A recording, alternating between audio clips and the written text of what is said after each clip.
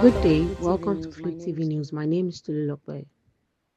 President Tinubu congratulates the Tigers on qualifying for the fifth consecutive Afrobasket final.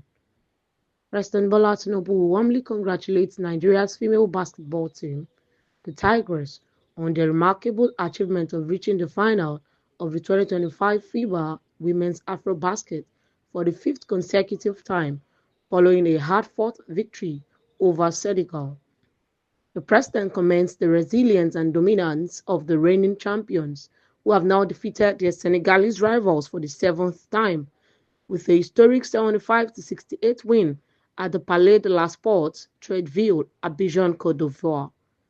President Tinubu celebrates the team's victory in what was dubbed the final before the final, and for already securing a place in the 2026 FIBA Women's Basketball World Cup qualifying tournament scheduled for March 2026.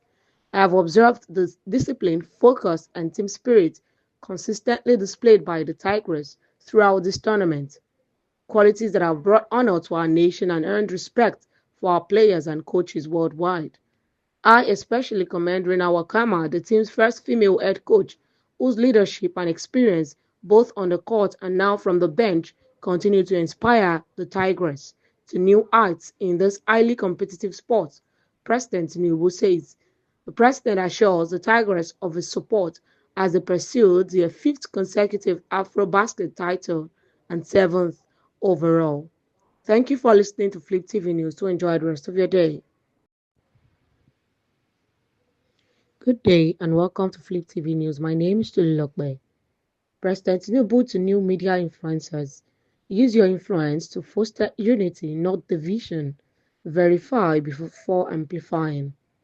President Bola Ahmed Tinubu on Friday called on young Nigerians active in the digital media space to harness their platforms as instruments of national progress.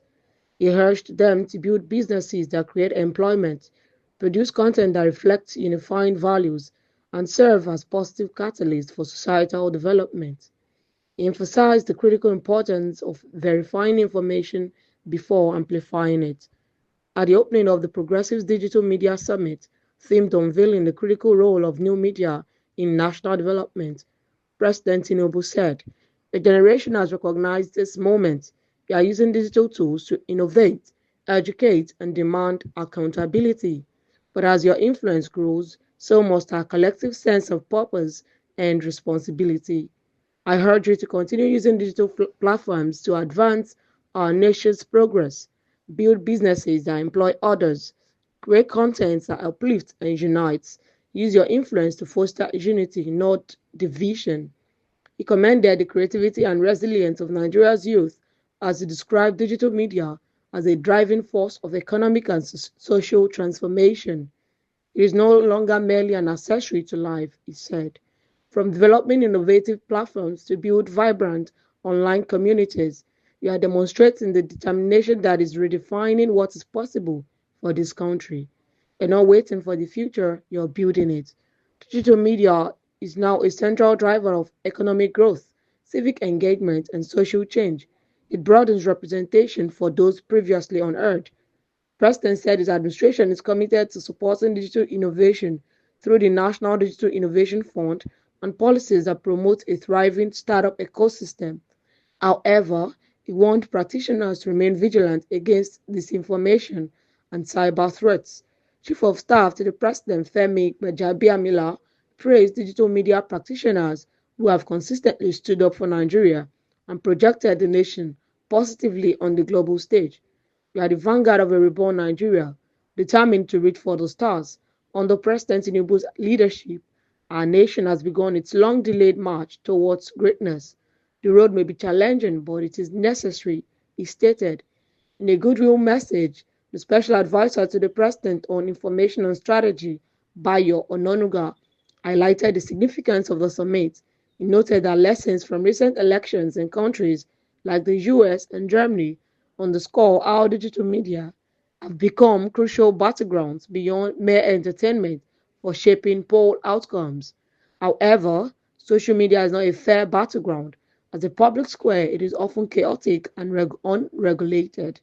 Users frequently disregard rules, Divisive content is rampant. Deepfakes and AI generated content are increasingly used against political opponents. Posts are driven by clicks, not truth or accuracy. Misinformation spreads 5 times faster than official corrections, Ononuga observed. The summit convener, Shegun Dada, special assistant to the president on new media, emphasized that in less than a decade, digital media has evolved from a tool of personal connection into a powerful engine for communication, innovation, and influence. He stressed the importance of harnessing this force for the good of Nigeria while managing inherent risks such as privacy concerns and threats to social cohesion. Thank you for listening to Flip TV News.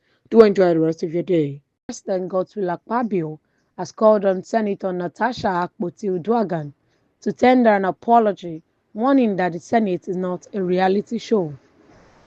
Justice for All recalls that Senator Akpoti-Uduaghan had made 2 attempts to resume plenary after months of suspension by the Senate, but she was prevented. She had relied on the judgment of the Abuja Federal High Court, which she said nullified her 6 month suspension by the parliament. But in a statement on Monday, Kenny Okoluwo, an aide to the Senate President, disclosed that Akpoti-Uduaghan's decision to approach the appeal court shows that the judgment she was relying on to return to the Senate did not nullify her suspension. He pointed to Ground 23 of the Senator's appeal in the case Natasha Akpoti-Uduaghan versus Clerk of the National Assembly and ours, arguing that it contradicts her public claim that she was reinstated by the Federal High Court, calling on the suspended lawmaker to publicly apologize over her actions rather than relying on a non-existent court judgment.